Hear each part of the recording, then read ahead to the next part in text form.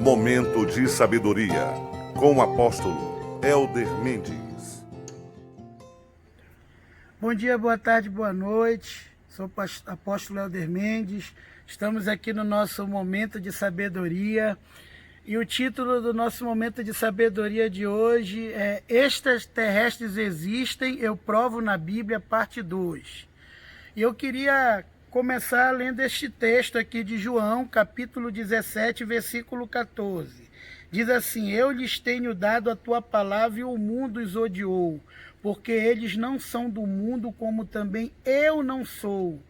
Não peço que os tires do mundo, em si que os guardes do mal. Eles não são do mundo, como também eu não sou. Santificai-vos na verdade, a tua palavra é verdade. Assim como tu me enviaste ao mundo, também eu os enviei ao mundo. E em favor deles eu me santifico a mim mesmo, para que eles também sejam santificados na verdade. Bom, queridos irmãos, como nós já aprendemos na vez passada, nós não somos desse mundo. Nós não fazemos mais parte do sistema desse mundo, do jeito de pensar desse mundo, porque a Bíblia diz que o mundo jaz do maligno. Né? Alguns falaram, mas a Nova Jerusalém não vai descer à terra. Vai, mas com o sistema de Deus, da maneira celestial, da maneira de Deus, não mais do sistema desse mundo pecaminoso, corrupto, imoral, entendeu? Nós não devemos mais, a Bíblia diz que aquele que é de Deus não vive mais em pecado, não vive mais pecando, porque ele não é mais desse mundo, do sistema desse mundo. Meus queridos, eu creio que muitos aqui ainda não entenderam quem são. E esse segundo vídeo, se você ficar até o final, você vai entender o grande poder que você tem em Cristo Jesus. O grande poder, quem você é, como filho de Deus. Né? Aqui em João capítulo 3, do versículo 1 em diante, Jesus tem um encontro com um fariseu chamado Nicodemos, um homem que era conhecido como o bambambam da lei, o conhecedor profundo da lei. E olha o que Jesus diz para ele. Aqui no versículo 1 diz: havia entre os fariseus um homem chamado Nicodemos, um dos principais dos judeus. Este de noite foi ter com Jesus e lhe disse: Rabi, sabemos que és mestre vindo da parte de Deus, porque ninguém pode fazer esses sinais que tu fazes, se Deus não estiver com ele. A isto respondeu Jesus: em verdade te digo que se alguém não nascer de novo, não pode ver o reino de Deus. Perguntou-lhe Nicodemos: como alguém pode nascer sendo velho? Porventura voltará ao ventre materno e nascerá pela segunda vez? Respondeu-lhe Jesus: em verdade te digo que quem não nascer da água, batismo nas águas, e do Espírito, batismo de Jesus, batismo no Espírito Santo, da água e do Espírito, não pode entrar no reino de Deus. O que é nascido da carne é carne, ou seja, filho de peixe, peixinho é, filho de homem é homem. O que é nascido do Espírito, com E maiúsculo, é Espírito. Não te admire de eu te dizer: importa-vos nascer de novo. O vento sopra onde quer, ouves a sua voz e não sabes de onde vem nem para onde vai. Assim é todo aquele que é nascido do Espírito. Então perguntou Nicodemos: como pode suceder isso? Acudiu de Jesus: tu és mestre em Israel e não compreende essas coisas? Em verdade te digo que nós dizemos o que sabemos e testificamos o que temos visto, contudo não aceitais o nosso testemunho. Se tratando das coisas terrenas, Jesus disse: olha, eu estou aqui na terra, mas eu não sou daqui. Eu estou te falando das leis terrenas. Não a credes? Como crereis se vos falar das celestiais? Da onde eu vim, né? Ora, ninguém subiu aos céus, senão aquele que de lá desceu, a saber, o Filho do Homem que está no céu. Ou seja, Jesus estava na terra, mas ele disse: mas eu não compactuo desse sistema. Querido, tem crente que ainda se gaba dizendo, olha, o fulano é mundano e disse que eu sou um crente legal. Sou uma pessoa legal porque eu sou igual a eles. Alguma coisa está errada na sua vida. Porque Jesus disse que nós ainda estamos nessa terra, mas nós não pertencemos mais ao sistema. Nós não devemos nos sentir bem mais nas situações erradas, na situação de moralidade, na situação de pecado.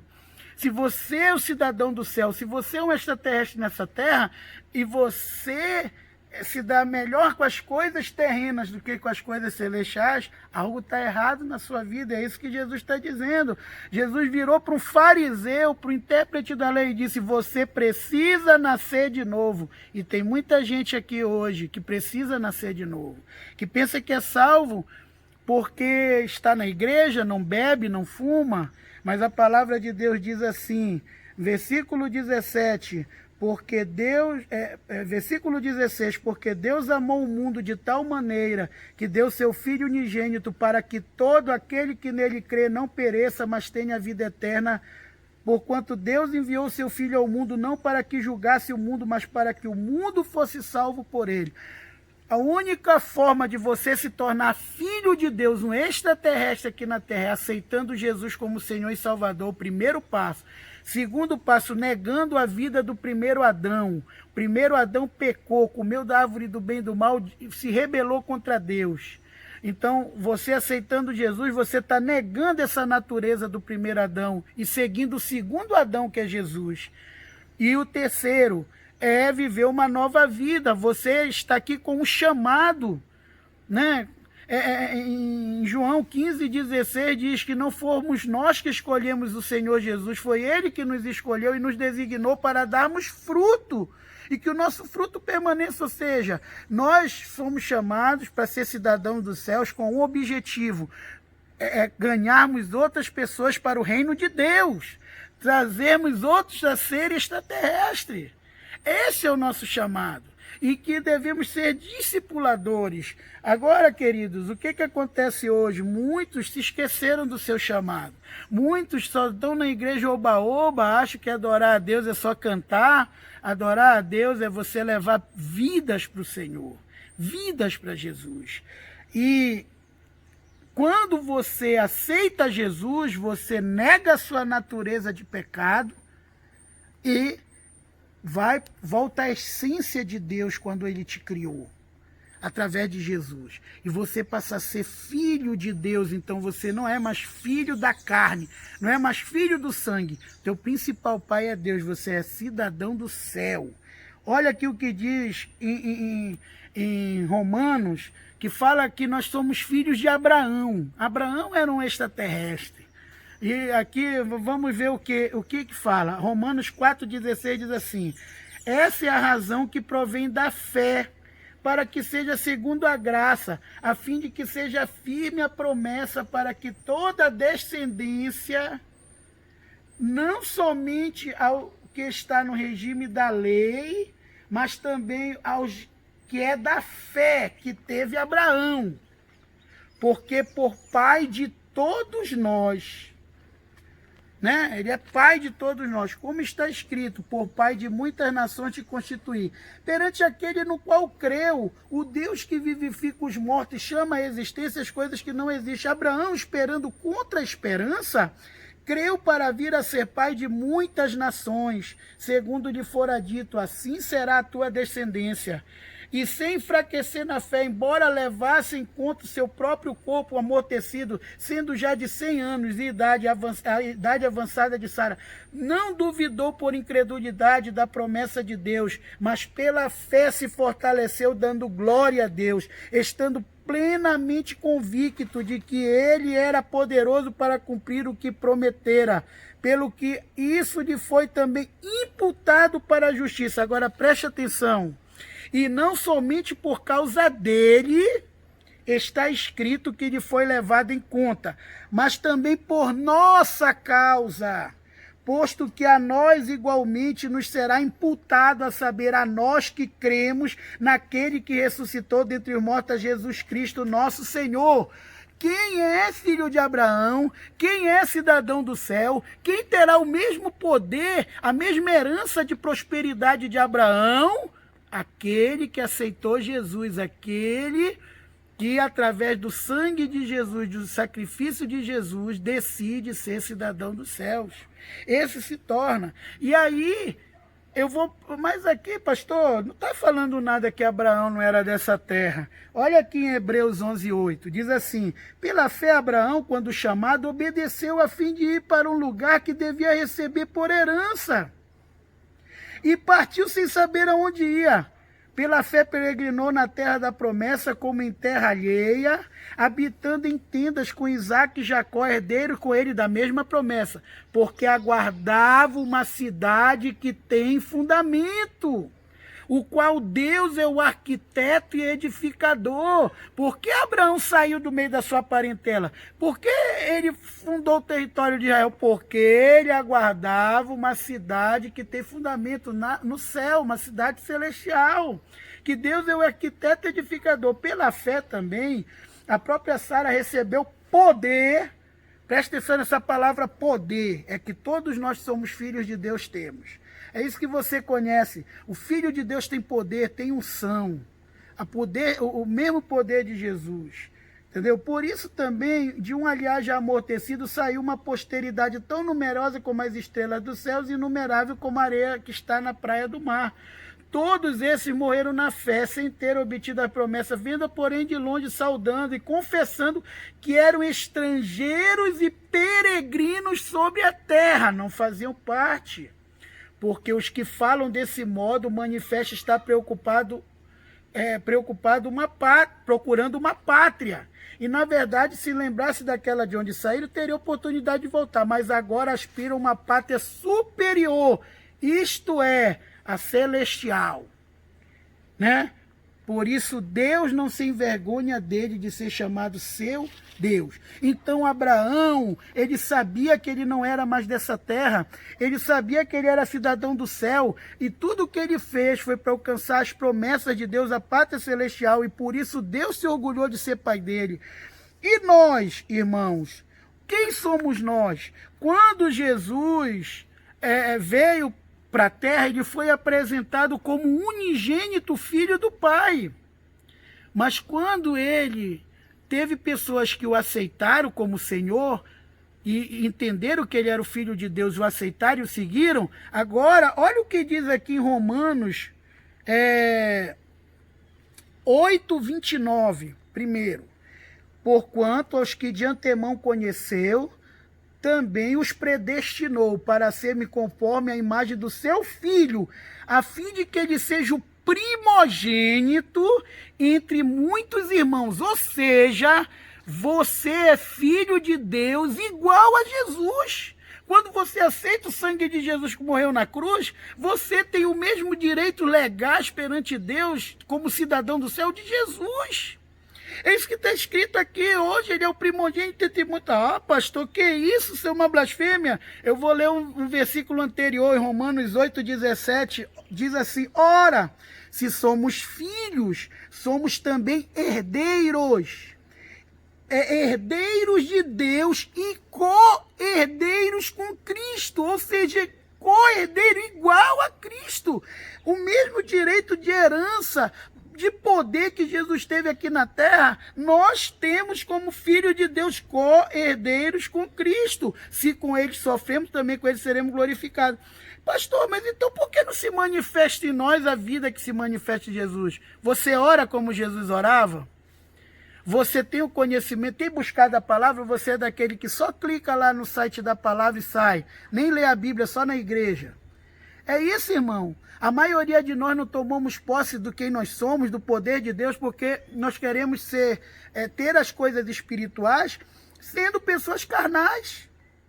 E nós não podemos O que é nascido da carne é carne, o que é nascido do Espírito é Espírito. Se você é um ser espiritual hoje, se você é um cidadão do céu, você vai se aproximar de Deus e vai ter o poder que Jesus teve através de uma vida de oração diária. Não é negócio de segunda a sexta, não. Assim como você toma café da manhã, almoça e janta, você precisa ser uma pessoa de oração.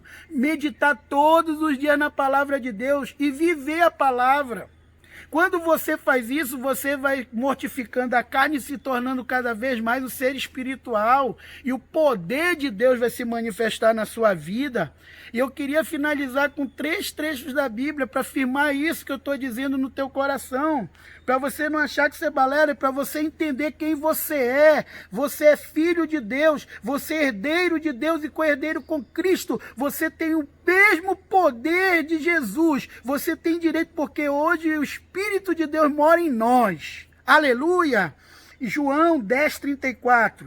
Replicou-lhe Jesus: não está escrito na nossa lei, eu disse, sois deuses. Quem falou isso? Jesus. Replicou-lhe Jesus: não está escrito na vossa lei, eu disse, sois deuses. Se ele chamou deuses aqueles a quem foi dirigida a palavra de Deus, ou seja, quem recebeu a palavra, quem crê na palavra, quem aceitou Jesus como Senhor e Salvador, Jesus disse, vocês são deuses. E ele diz aqui no final, se ele chamou de deuses aquele que foi dirigido à palavra de Deus, e a Escritura não pode falhar. Você é Deus com Deus, abaixo de Deus, abaixo do senhorio de Jesus. Você tem o mesmo poder e você precisa tomar posse disso, levando uma vida espiritual, santificando a sua vida, entendendo que você não vai mais conseguir nada nesse mundo, você é cidadão do céu, você é extraterrestre nessa terra.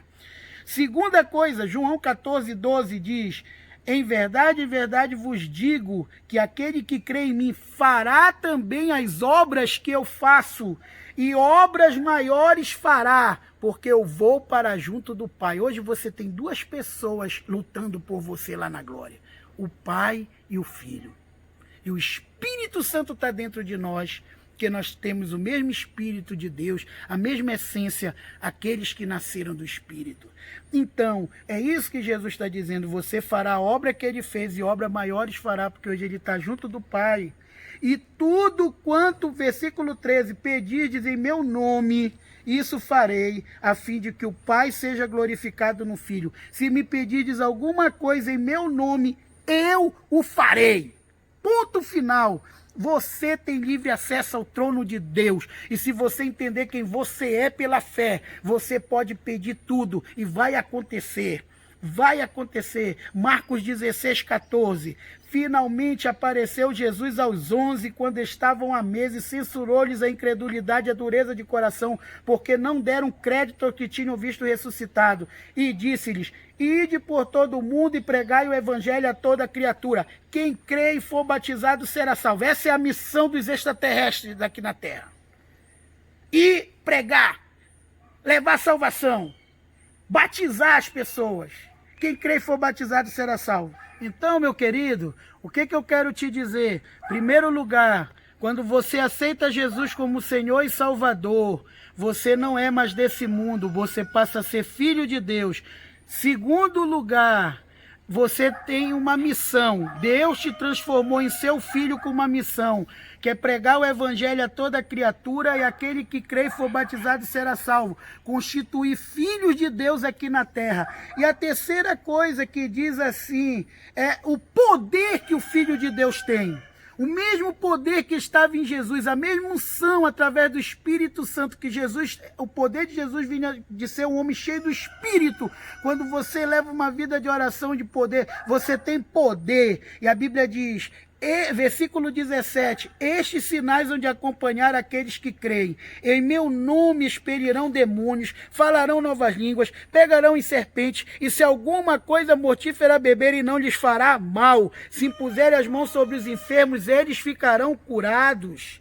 E de fato, o Senhor Jesus, depois de lhe ter falado, foi recebido no céu e assentou-se à destra de Deus Pai. Então, o que Jesus nos conquistou na cruz foi todo o poder e autoridade sobre o céu e a terra. E isso ele deu para os seus filhos. Para mim e para você, que cremos, você tem poder. Momento de sabedoria, com o apóstolo Elder Mendes.